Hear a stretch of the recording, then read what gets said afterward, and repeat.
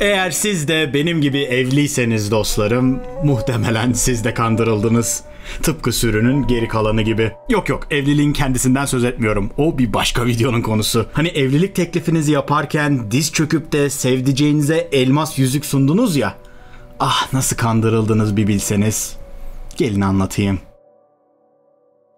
Dünyada yaşam karbon elementi üzerine kurulmuş halde. Öyle ki canlıların kimyası olan organik kimya ile cansız maddelerin kimyası olan inorganik kimya arasındaki fark karbon elementinin varlığına dayanıyor. Ve karbonun yaşam için özel bir yere sahip olduğundan da eminiz. Çünkü karbon gezegenimizin kabuğunun sadece %0.025'ini oluşturuyor. Ama canlı vücudunun %18 ila 20 kadarı karbondan oluşuyor. Karbonla ilgili sabaha kadar konuşabilirim ama bu video için bilmeniz gereken önemli şey şu: katrilyonlarca karbon atomu farklı konfigürasyonlarda bir araya gelebiliyorlar. Aynı atomdan oluşan yığınların farklı fiziksel ve kimyasal niteliklere sahip bu konfigürasyonlarına allotropi diyoruz. Mesela bu görselde D kısmında gördüğünüz buckyball olarak da bilinen bir formasyon. 60 karbon atomu bir futbol topuna benzer şekilde bir araya gelerek bir kafes oluşturuyor. İnsan yapımı gibi gözüken bu allotrop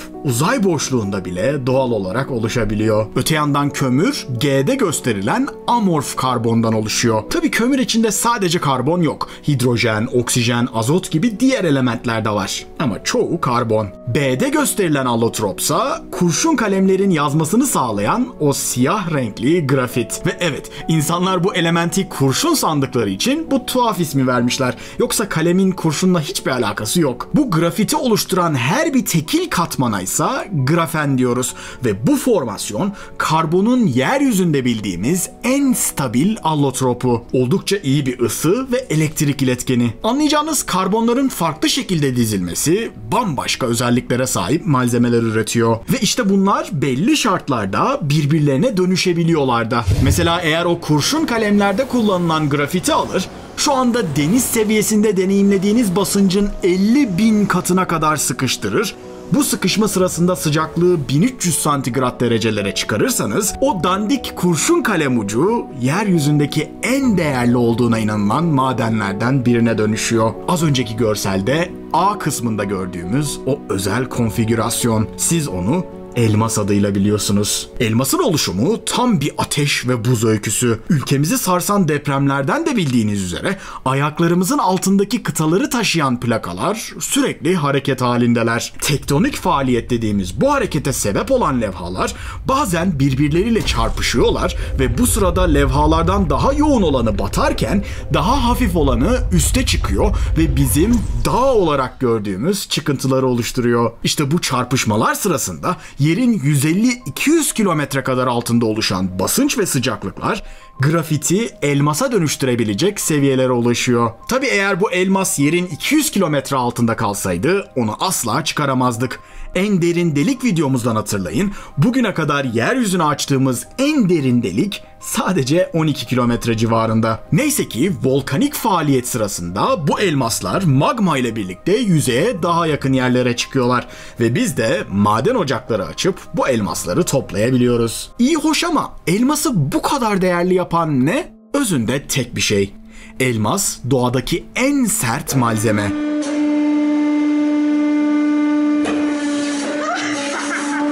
Madem öyle neden basınç altında patlayıveriyor dediğinizi duyar gibiyim. Bakın, malzemelerde farklı dayanıklılık veya direnç tipleri var. Mesela bir malzemeyi iki ucundan tutup da çektiğinizde hangi noktada sünmeye başlayıp parçalandığına bakabilirsiniz. Bu çekme direnci dediğimiz mukavemeti verir. Veya keskin bir cisim kullanarak elinizdeki malzemenin yüzeyini çizmeye çalışabilirsiniz ve ne kadar kolay çizildiğine bakabilirsiniz. İşte bu sertlik dediğimiz bir başka dayanıklılığı veriyor. Elmas yeryüzündeki en sert doğal malzeme. O nedenle o hidrolik presin yüzeyinde delik açabiliyor. Ama basınç altında patlamadan önce elmasın yüzeyine bakacak olsaydınız tek bir çizik bile göremezdiniz. Bu arada tungsten karbür ve bor nitrür gibi bazı yapay malzemelerle elmasın sertliğini geçmeyi başardık. Ama elmastan daha sert malzeme sayısı yok denecek kadar az. İşte bu sertliği nedeniyle elmas kesme biçme işlerinin gerektiği sahalarda bol bol kullanılıyor. Mesela endüstriyel matkap uçlarında,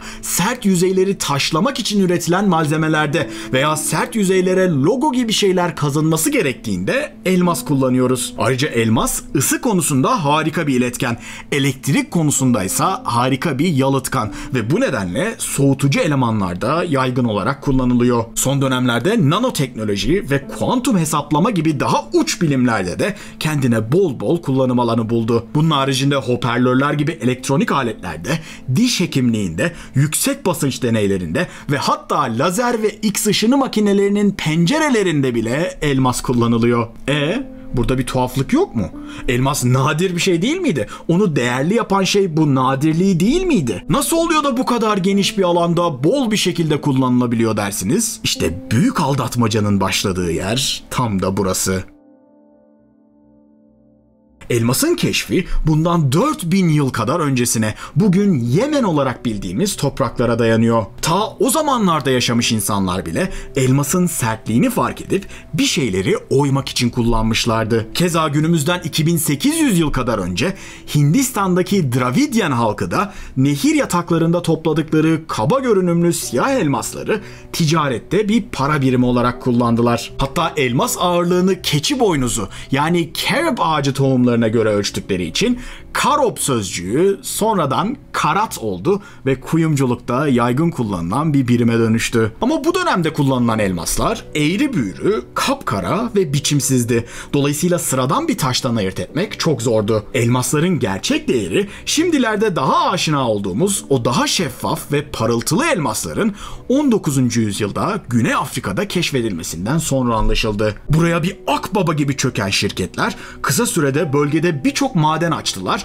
ve yumruğun büyüklüğünde elmaslar çıkarmaya başladılar. Bu sözde nadir maden işletmecilere her yıl 10 milyonlarca dolar kazandırıyordu. Ne var ki madenler derinleşip sayıları çoğaldıkça ufak bir sorun baş gösterdi. Elmas hiç de sanıldığı kadar nadir bir maden değildi. Kazdıkça daha fazlası çıkıyordu. Üstelik elmas altın gibi madenlerin aksine ülkeler veya merkez bankaları tarafından resmi bir değerli maden olarak da görülmüyordu. Dolayısıyla piyasa fiyatını belirleyen tek şey klasik arz talep eğrisiydi. Madenler kazılıp çıkarılan elmas miktarı yani arz arttıkça fiyatlar hızla düşmeye başladı. Hatta bu süreçte onlarca maden kâr edemeyip kapanmaya başladılar. Ama insanların kriz gördüğü yerde bir isim fırsat gördü. De Beers Elmas Konsorsiyumu'nun kurucusu Cecil Rhodes. Rhodes eğer kapanan madenlerin hepsini yok pahasına satın alırsa kısa sürede Güney Afrika'nın elmas üretiminin neredeyse tamamına hükmedebileceğini fark etti. Bu durumda arzı istediği gibi kısarak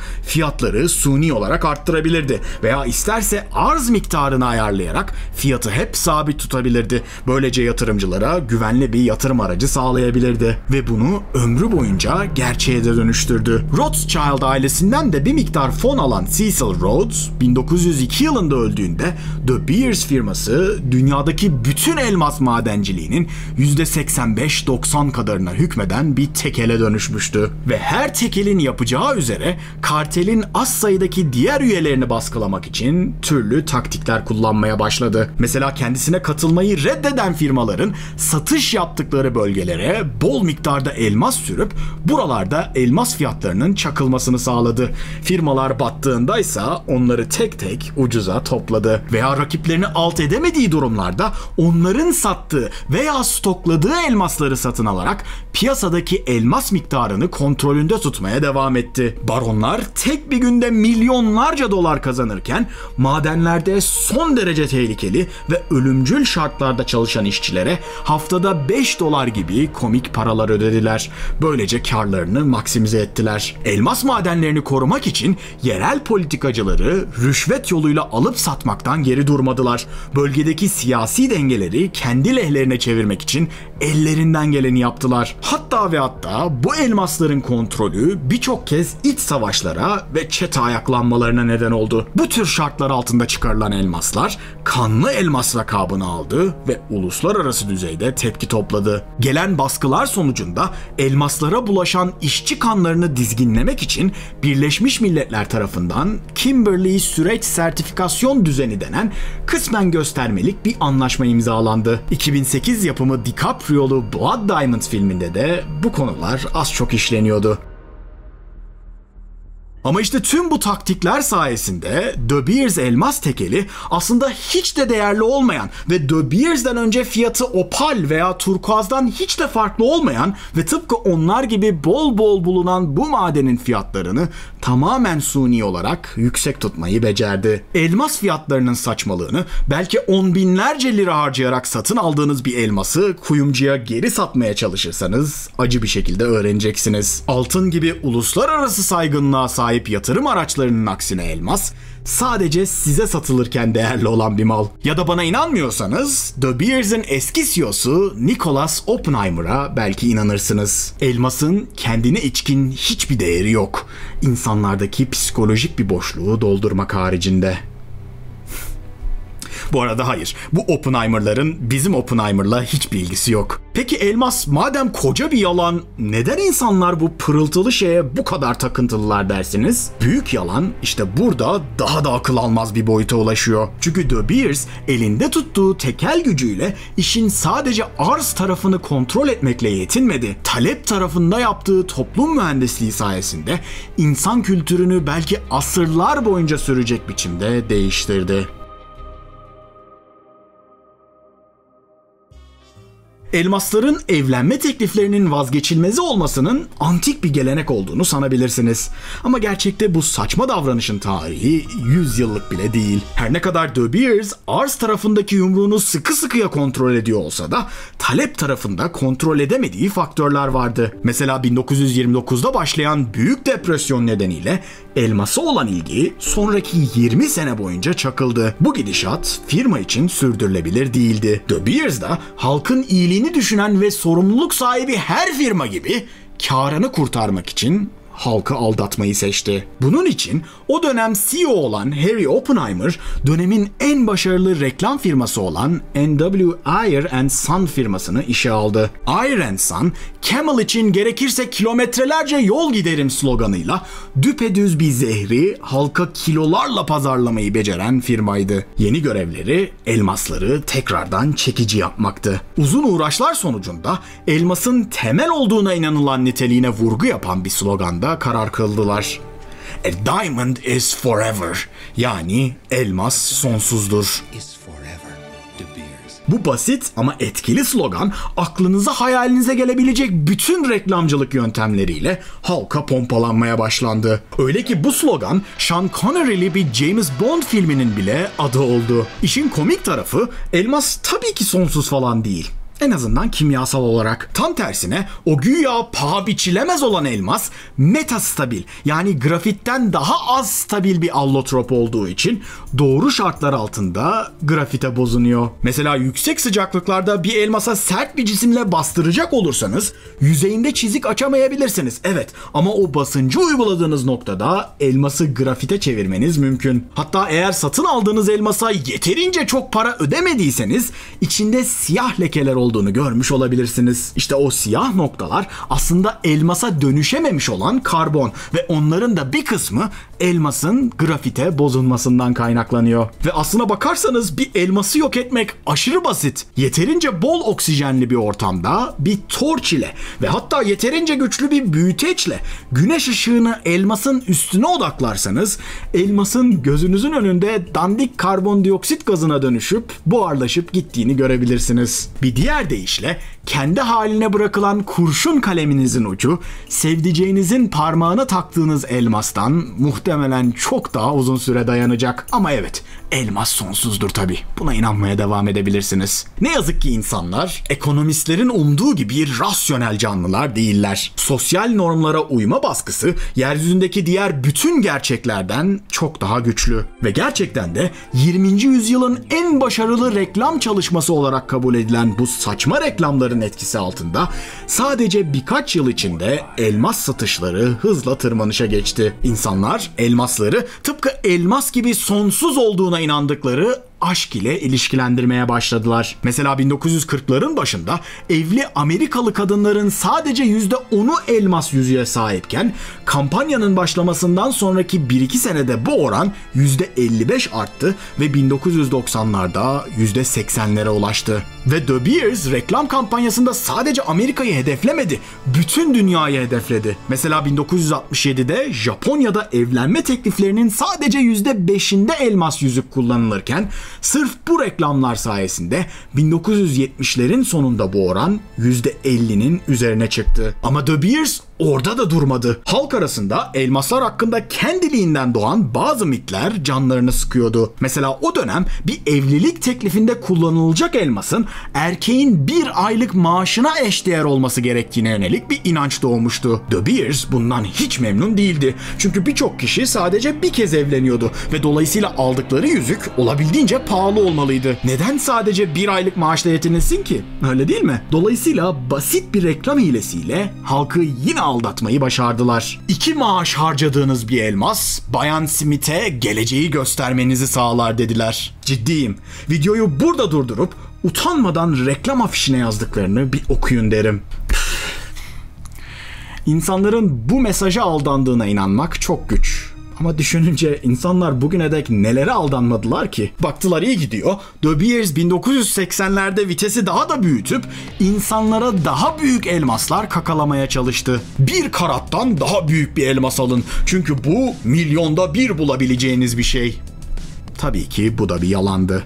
Tüm bu saçmalıklara rağmen günümüzde bu uyduruk yalan maalesef gümbür gümbür satmaya devam ediyor. İnsanlar sadece evlilik teklifi için değil, önemli evlilik yıl dönümlerinde de giderek daha da irileşen elmaslarla sevgilerini tazeliyorlar. Ne kadar büyük bir elmas, o kadar büyük bir aşk. İşte bu noktada De Beers özenle yönettiği pazarlama mesajlarıyla ikinci el elmas almayı da aşağılık bir davranışla özdeşleştirdi. Çünkü elmas sonsuzdur. Unutmayın, onu ikinci el alamazsınız. Hiç düşündünüz mü? Altın gibi diğer sözde değerli madenleri sıfır veya ikinci el fark etmeksizin aynı fiyata alabilirken elması neden alamıyorsunuz? Neyse ki işler kötüye değil, iyiye gidiyor. Her şeyden önce uluslararası tekel yaptırımları sayesinde De Beers gibi karteller paramparça edildi. Günümüzde De Beers'in elmas sektöründeki payı %25'lere gerilemiş halde. Daha önemlisi, jeolojik süreçleri daha iyi anlayıp mühendislik bilimleri sayesinde fizik ve kimya gibi temel bilimlere daha iyi hükmedebilmeye başladıkça doğanın milyonlarca yılda yapabildiğini sadece birkaç günde yapabilmeye başladık. Evet, artık elması sentetik olarak üretebiliyoruz. Hem de doğadakinden ayırt edilemez bir şekilde. Aslında 1950'lerden beri laboratuvar şartlarında elmas üretebiliyoruz. Ama bugüne kadar üretilen elmaslar hep önemsenmeyecek kadar az miktarda veya aşırı yüksek enerji sarfiyatıyla mümkün oluyordu. Sonuçta tahmin edebileceğiniz gibi yer kabuğunun eriştiği sıcaklıklara ve basınçlara laboratuvarda erişmek çok masraflı bir iş. Ama teknoloji geliştikçe hem maliyetler maden açmakla kıyaslanabilecek kadar düştü hem de kalite arttı ve şu anda laboratuvarda üretilen elmasların kalitesi kuyumcularda satılabilecek kadar yükselmiş halde. Hatta De Beers bile bu şekilde sentetik elmaslar satmaya başladı. Ve sırf bu nedenle daha şimdiden birkaç elmas madeni iflas ederek kapandı bile. Bu teknolojiyi daha da geliştirmeyi başarırsak çok daha kontrollü bir şekilde istediğimiz kalitede elmas üretebileceğiz ve bu sayede zaten sahte olan elmas nadirliği tamamen ortadan kalkmış olacak. Kültürel mitler ne zaman ortadan kalkar bilmiyorum. Ama insanlar belki de müstakbel eşlerine zenginlik sinyalinden başka hiçbir işe yaramayan bir yüzük almak yerine onlarla kalıcı anılar yaratacak bir tatile veya geziye para harcamayı çok daha makul bulmaya başlayacaklar. Böylece elmas sadece endüstriyel değeri olan bir malzemeden ibaret hale gelecek. Bekleyip göreceğiz. İşte böyle. Bu video size büyük plastik yalanını hatırlatmış olabilir. Hatırlarsanız size plastiklerin geri dönüştürülebilirliği yalanı konusunda 2 ayrı video yapmıştım ve sizlerden muhteşem geri dönüşler almıştım. Eğer izlemediyseniz bu videodan sonra mutlaka onu da izleyin derim. Ayrıca bu tür videolar ilginizi çekiyorsa kanal bildirimlerini şimdi açmayı unutmayın. Böylece gelecek yeni videolardan ilk sizin haberiniz olabilir. Bir sonraki videoda görüşmek üzere, hoşça kalın.